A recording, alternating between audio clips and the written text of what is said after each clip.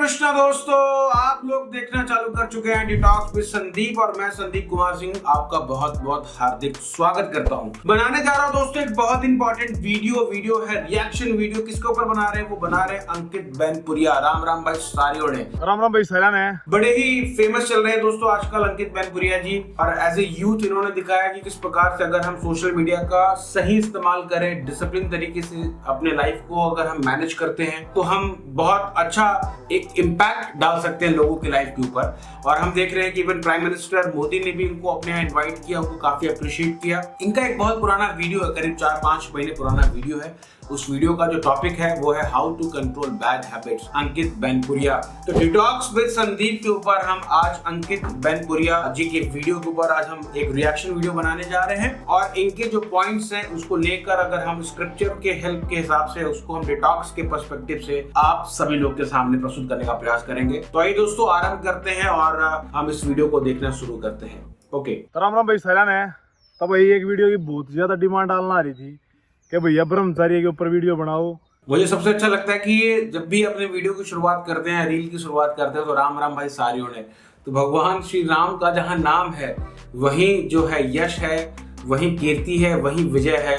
तो हम देख रहे हैं कि आज भगवान राम की कृपा जो है अंकित भाई के ऊपर पड़ रही है, और ये दिनों दिन काफी आगे बढ़ते जा रहे हैं, काफी फेमस होते जा रहे हैं और काफी बड़ा इम्पैक्ट ये लोगों की लाइफ पे डालते जा रहे हैं। पहला तो हम यह चीज समझेंगे ब्रह्मचारी है कि साइंस के नजर में की है और जो वैदिक ज्ञान है उसकी नजर में की है। साइंस की नजर में तो भाई उनका कहना यो है कि ब्रह्मचार्य का नाश करे थे बॉडी पे, आपके गोल्स पे कोई इफेक्ट नहीं पड़ता। जो आपने थोड़ी सी वह कमजोरी भी फील होगा, आपकी बॉडी जब रेस्टिंग पीरियड में चली जा है, वो उस चीज का थोड़ा सा वो है करे।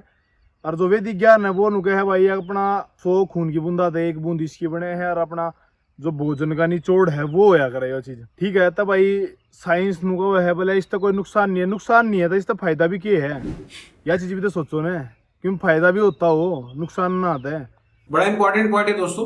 कई बार लोग बोलते हैं कि मैस्टरबेशन से सीमेन लूज करने से क्या नुकसान है, बॉडी तो नेचुरल है, बार बार बनता रहता है, बार बार निकलता रहता है। ये वही बात होगी कि अगर लोमड़ी अंगूर नहीं खा पाती तो कह रही थी कि अंगूर खट्टे हैं। तो जो लोग ये बात बोल रहे हैं कि क्या नुकसान है, क्या उन्होंने इसको प्रिजर्व किया, क्या उन्होंने प्रैक्टिस किया, क्या उन्होंने एक्सपीरियंस किया है कि जब हम सीमेन को प्रिजर्व करके रखते हैं तो हमारी बॉडी के ऊपर क्या इम्पैक्ट पड़ता है। तो लोमड़ी अंगूर नहीं खा पाती तो बोल देती कि अंगूर खट्टे हैं। और कई सारे सोशल मीडिया इन्फ्लुएंसर्स हैं, कई सारी बॉलीवुड मूवीज हैं, कोटा फैक्ट्री 2 हो, जितेंद्र भैया, जीतू भैया हैं, चाहे ओ माय गॉड 2 हो, या फिर संदीप महेश्वरी जी हो। संदीप महेश्वरी जी बड़ा अच्छा कार्य करते हैं, बट उनके वीडियोस काफी पॉजिटिव होते हैं, मोटिवेटिंग होते हैं। बट मैस्टरबेशन के ऊपर जो उनका व्यू था उससे मैं काफी असहमत हूँ।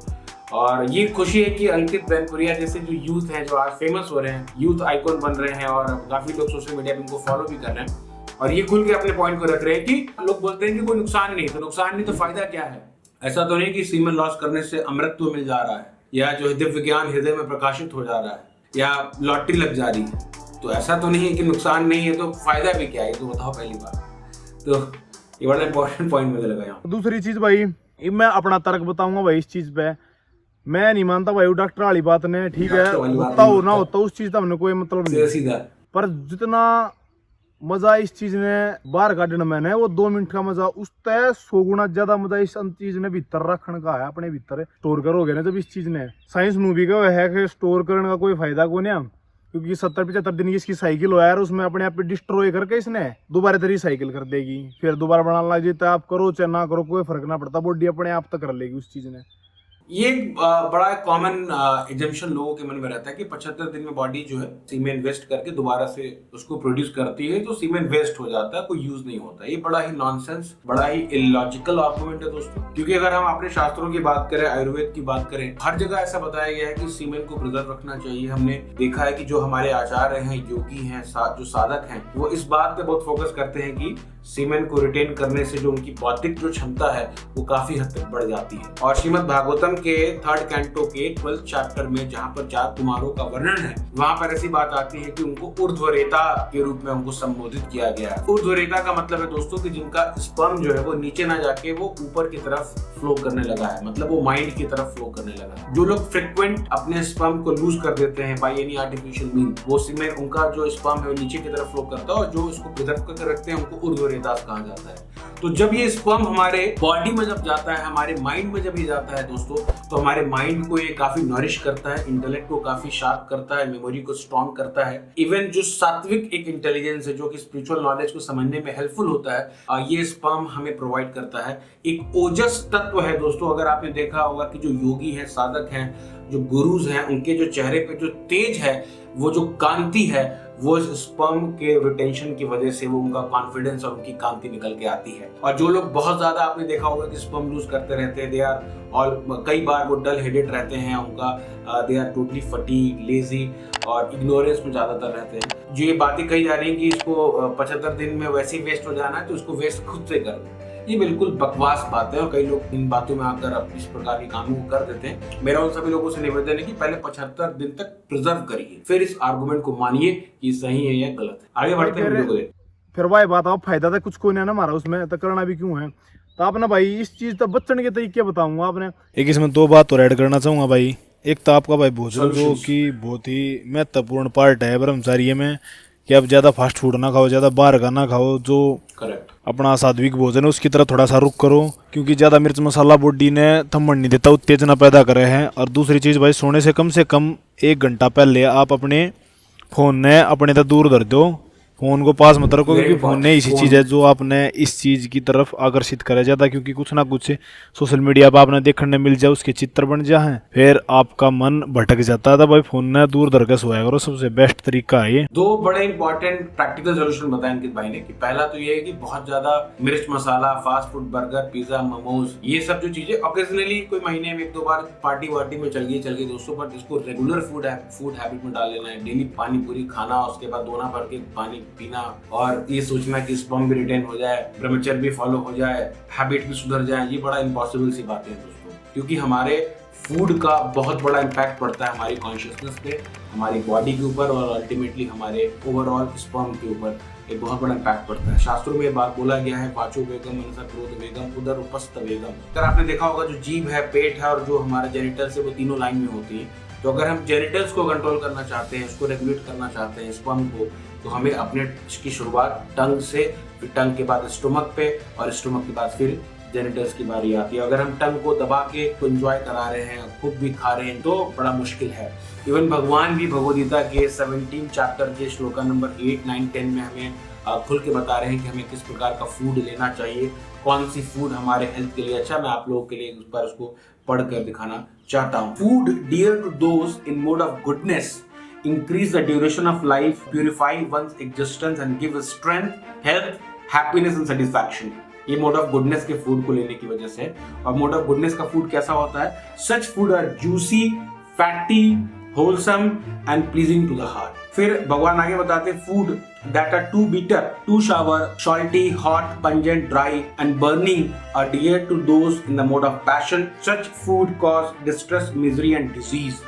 तो मोड ऑफ पैशन मतलब टोटली अगर हम फास्ट फूड वाला सेक्शन देखें, बहुत ज्यादा स्पाइसी, चिली के, उसको अगर हम फ्रिक्वेंट लेंगे तो उससे क्या होगा? It will cause distress, misery and disease in our life. और अल्टीमेटली इन चीजों का इम्पैक्ट ये होगा कि हमारा हेल्थ खराब होगा और अल्टीमेटली हमारा जो स्पर्म लूज होगा और हम फटीग होंगे। फिर आगे भगवान श्लोका नंबर 10 में बताते हैं, food prepared more than 3 hours before being eaten, food that is tasteless, decomposed and putrid, and food consisting of remnants and untouchable things dear to those in the mode of darkness। तो packet वाले food या जो बासी जो खाना होता है, खाने से 3 घंटे पहले का जो बना हुआ फूड है, वो अगर हम लेते हैं तो वो मोड ऑफ इग्नोरेंस मतलब तामसिक भोजन के अंदर आता है। तो खाने का बड़ा इंपॉर्टेंट रोल है। और दूसरा जो सबसे इंपॉर्टेंट इन्होंने प्रैक्टिकल सोल्यूशन बताया कि फोन को दूर रखना, बिकॉज दोस्तों मैक्सिमम जो फॉल डाउन है, जो रिलैप्स है, जो गलतियां हैं, जो दिक्कतें हैं, वो फोन की वजह से होता है दोस्तों। फोन हमारा कैसा दोस्त बन गया है कि कोई व्यक्ति अपने परिवार के बिना, अपनी बीवी, अपने बच्चों के बिना 1 महीने 2 महीने रह सकता, बट फोन के बिना वो 1 घंटे 2 घंटे भी नहीं रह सकता।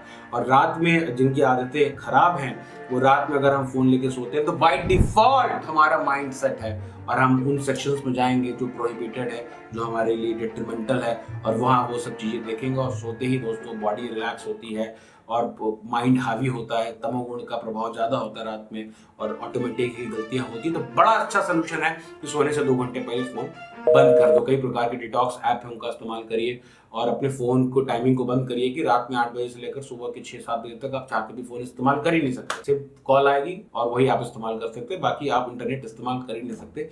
इस प्रकार के कुछ प्रैक्टिकल एप्स आप देख सकते हैं।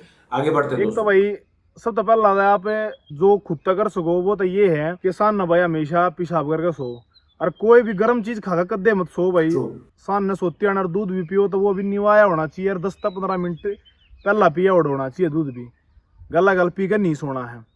और बड़ी इंपॉर्टेंट चीज दोस्तों कि पेशाब करके सोना बड़ा इंपॉर्टेंट है। कई बार लोग सोचते हैं कि छोटी मोटी बात है, ये क्या बता रहा है पेशाब करके सोना है। अरे बिल्कुल जरूरी बात है, क्योंकि रात में होता क्या कि हम लोग पेट भर के पहले खा लेते हैं, ओवर ईटिंग, जितना जरूरत उससे ज्यादा कई बार हम लोग खाते हैं, मैक्सिमम अच्छा मिल गया तो ज्यादा खींच देते हैं, और पानी वानी पी लिया, पेट का जो पूरा एकदम इंटेस्टाइन है, पेट पूरा भरा हुआ है, ग्लैडस पूरे भरे हुए और पेट के बजा के सो गए, तो वो जो प्रेशर है वो हमारे जेनिटल्स पे लगता है दोस्तों। इसकी वजह से स्पर्म नाइटफॉल इस प्रकार के होने की संभावना बहुत ज्यादा रहती है। तो रात में पहली बात थोड़ी भूख से कम ही खाएं, टाइम पे खाएं, खाने सोने से कम 3-4 घंटे 5 घंटे पहले खाएं ताकि वो फूड डिकम्पोज हो पाए। बहुत ज्यादा गर्म चीजें, गरम दूध पीना भी बहुत ज्यादा डेट्रीमेंटल है स्पर्म लूज होने के लिए। ये प्रैक्टिकल छोटे छोटे एप्लीकेबल सॉल्यूशंस अगर हम उसको अप्लाई करेंगे तो डेफिनेटली हमें हेल्प मिलेगा। मन पर कंट्रोल क्यों कर आजा, क्योंकि ब्रह्मचारी है, तन तो ज्यादा मन का है। अगर आपका मन पर कंट्रोल हो गया ना तो तन पे कंट्रोल ऑटोमेटिक हो जाए, क्योंकि मन ने मारा नुका है यो कर और वो कर। सही बात है भाई, क्योंकि मन पर कंट्रोल करना जरूरी। मन पर कंट्रोल क्यों कर होगा, एक मात्र उसका तरीका है मेडिटेशन। मेडिटेशन आप भाई कई ढंग तक कर सको हो, अलग अलग हो यार, वो आप खुद अपने हिसाब से देख लियो भाई। अगर आप भगवान का नाम लोगे, मेरे हिसाब से राम नाम तो ऊपर मेडिटेशन मैं तो मानता नहीं है क्या इन्हें भी, तो वो मेडिटेशन करो, उसने करोगे ना अपने आप पे एक मन में स्थिरता पैदा हो जाएगी। टाइम लगेगा।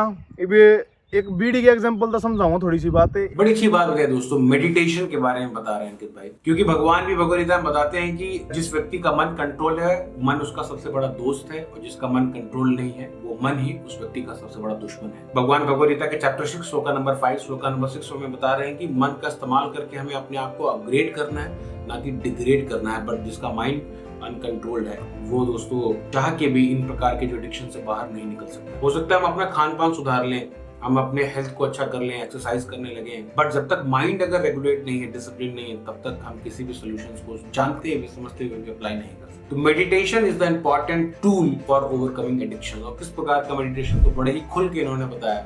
आजकल मेडिटेशन के नाम पे बहुत बड़ा धंधा चल रहा है, कई प्रकार के लोग योगा बता रहे हैं, ये करो, साउंड बॉन्ड, फालतू बातें। इन्होंने बताया कि राम नाम से बड़ा कोई मेडिटेशन है ही नहीं, और यही सारे शास्त्रों का निचोड़ है दोस्तों। अगर हम देखें तो कलयुग में जो ध्यान विधि बताई गई है, कई लोग करते हैं और जो करते हैं बड़ा अप्रिशिएबल है, उनका बहुत धन्यवाद। बट मैक्सिमम जो कॉमन पब्लिक है बिजी है, ऑफिस में और कॉलेज में, उनके पास टाइम नहीं है खाना खाने का, ढंग से फैमिली से बात करने का टाइम, कहाँ से ध्यान योग क्रिया करेंगे। तो सिंपलेस्ट तरीका बताया गया दोस्तों, कर्म दोषो निधराज अस्ति एका महान गुणा कीर्तनादि कृष्ण से मुक्ता संग परम भजे। कलयुग में दोष है, खराबियां ही खराबियां हैं, बट एक अच्छाई है, यहाँ भगवान श्री कृष्ण और भगवान श्री राम का अगर संकीर्तन किया जाए, उनका नाम लिया जाए, तो सब प्रकार की सिद्धियां अचीव की जा सकती हैं। तो हरे कृष्ण महामंत्र का जो जप है, जो कीर्तन है, जो मेडिटेशन है, वो हमारे माइंड को दोस्तों प्यूरिफाई करता है। चतुर्दर्पण मार्जनम भव महादावाग्नि निर्वापनम। हरे कृष्ण महामंत्र का जप करने से हरे कृष्ण कृष्ण कृष्ण हरे हरे, हरे राम राम राम हरे हरे, ग्रेजुअली हमारा माइंड प्यूरिफाई होता है। मन के अंदर एक कामनेस, एक स्टीडीनेस, एक पीसनेस, तो धीरे धीरे दोस्तों हमारा माइंड जो है बुरी आदतों से, एडिक्शन से बाहर निकलने लगता है, बिकॉज हमारे माइंड को हाई टेस्ट अचीव होने लगता है। तो अंकित भाई ने बहुत खुल के बताया कि राम नाम का मेडिटेशन करो भाई, बट करो, and that is the important solution for overcoming addiction. एक आदमी दिन में 2 बीड़ी पीवे है, या बीड़ी ब्रह्मचारी है, बड़ा अच्छा बता, जो ब्रह्मचारी नाश खाए दिन में 2 बार, तय एकदम तक वो उस बीड़ी ने छोड़ेगा, तय मानसिक संतुलन हिलने का डर रहा आदमी का, क्योंकि एक कदम छोड़ दिया ना तय नो जगह दिमाग में वो चीज चाले जाएगी, यो करना, यो नहीं करना, यो नहीं करना, यो नहीं करना, उसका हर एक चीज तो ध्यान हटके याद रह जाएगा, इसने रोकने पे ध्यान रह जाएगा, और खामा खागा दिमाग खराब होगा। तो सबसे बेस्ट तरीका इसका यो है, अगर आप आज 2 बीड़ी पी रहे हो तो 1 कर दो, और फिर वो ये बात है 1 दिन का गैप दे दो, फिर 2 दिन का गैप दे दो, एकदम ना छूटा भाई। यहाँ पर एग्जाम्पल के माध्यम से, बीड़ी के एग्जाम्पल से हमें समझा रहे हैं कि कोई भी आदत अगर एडिक्शन है, मास्टरबेशन है, शराब का एडिक्शन है, किसी प्रकार का एडिक्शन है, ग्रेजुअल प्रोसेस है। ये एक दिन में नहीं होता कि हम बहुत ज्यादा घबरा जाएं, बहुत ज्यादा चिंता करें कि नहीं हो रहा, ठीक नहीं हो रहा, ठीक नहीं हो रहा। उन्होंने बताया कि अगर कोई 5 बीड़ी पी रहा है तो अचानक से 1 बीड़ी नहीं कर सकता।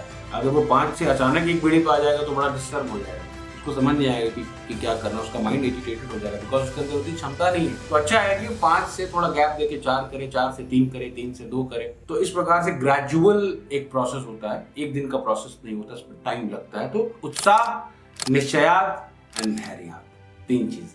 आपको उत्साह दिखाना है, आपको निश्चय दिखाना है कि हाँ हमें छोड़ना है, प्रोसेस को छोड़ना नहीं है, और धैर्य रखना, पेशेंस भी रखना है साथ में कि टाइम भी लगता है। ये बड़ा अच्छा एग्जांपल लगा, रेलेवेंट एग्जांपल लगा हमें समझने के लिए। तो गैप देते जाना है और धीरे धीरे अपने आप को प्रॉपर्ली एंगेज रखना है, अपने स्पिरिचुअल प्रैक्टिसेस को ध्यान देना है, और ग्रेजुअली धीरे धीरे ओवर द टाइम ये चीजें ठीक होने लगती हैं। पड़ेगा आपने जब जाके यह चीज छूटेगी, एक टाइम के बाद आपने बेरा ना पट्टे याद देना रहो यह चीज।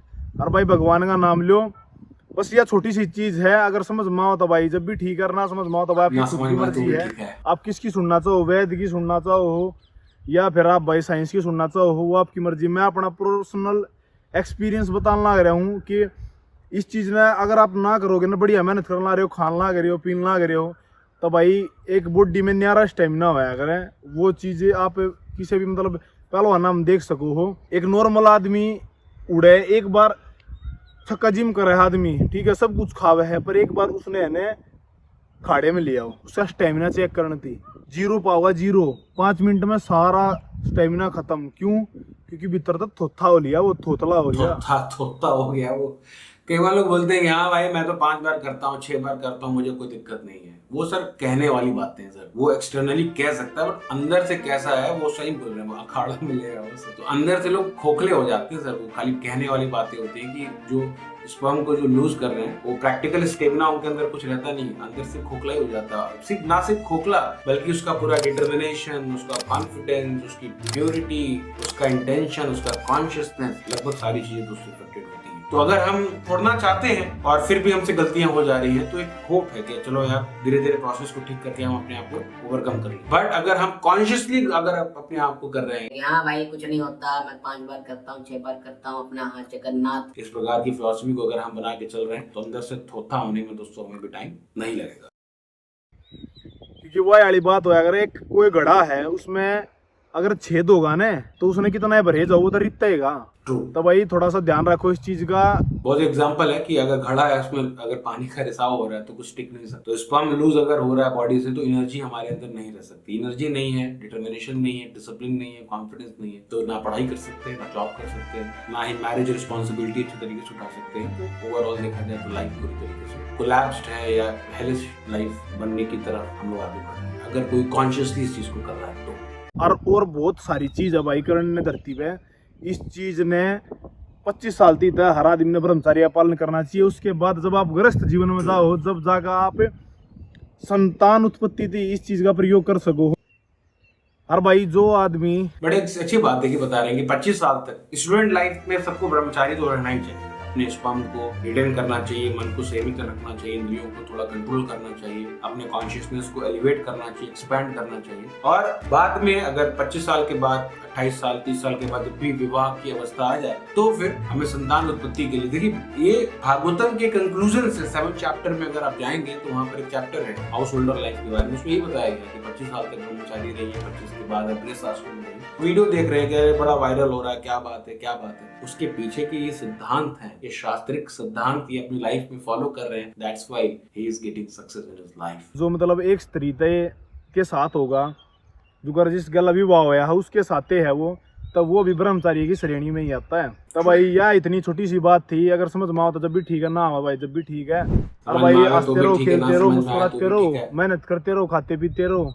एक बड़ा अच्छा पॉइंट ये भी बताया कि जो व्यक्ति कमिटेड है अपने लाइफ में एक फीमेल या एक मेल पार्टनर के लिए, तो वो भी एक तरीके का आदर्श जो गृहस्थ जीवन जी रहे हैं भगवान के नियमों का पालन करते हुए, वो भी एक तरीके से ब्रह्मचारी से कम नहीं है, बिकॉज वो एक नर एक नारी के प्रति कमिटेड है। एक अखंड ब्रह्मचारी होते हैं और गृहस्थ आश्रम में रहते हुए भी हम ब्रह्मचारी रह सकते हैं अगर हम इन नियमों का पालन करें। तो बड़े ही अच्छी बातें बताई इन्होंने, इंक्लूसिव बातें बताई, और सबसे अच्छी बात है कि शास्त्रों के रेफरेंस से होली नेम को ऑथराइज करते हुए इन्होंने प्रैक्टिकल सोल्यूशन हमें बताए। और अगर आपको हमारा कार्य अच्छा लगता है दोस्तों, तो इस वीडियो को सभी लोग के साथ शेयर करिए, ताकि लोग Kota factory, oh my god, Sandeep Maheshwari ji और इस प्रकार के कई लोग इस प्रकार की बातें बताते हैं कि कोई दिक्कत नहीं, सब चलता है, अपना हाथ जगन्नाथ, लो मजे लो, जाए जवानी फिरना है, इस प्रकार की गलत थ्योरी में फंसकर अपनी लाइफ को एक्सप्लॉइट ना करें, अपनी लाइफ को बर्बाद ना करें, ना सिर्फ अपनी लाइफ को बल्कि अपनी आने वाली फैमिली लाइफ को भी बर्बाद ना करें। इस प्रकार के कई केसेस आज की डेट में सोसाइटी के सामने आ रहे हैं। दोस्तों जहाँ भी रहें, खुश रहें, स्वस्थ रहें, भगवान के नाम का जप करते रहें, भगवद गीता के श्लोक को पढ़ते रहें, और मिलते हैं दोस्तों आपसे अगले एक और वीडियो में। अगर आपको हमारा कार्य अच्छा लगता है तो आप हमें प्लीज अपना फाइनेंशियल कंट्रीब्यूशन दें, ताकि इस प्रकार के वीडियोस को हम आगे भी बना सकें। मिलते हैं दोस्तों आपसे अगले वीडियो में, तब तक के लिए थैंक यू सो मच। हरे कृष्णा। राम राम भाई, सलाम है।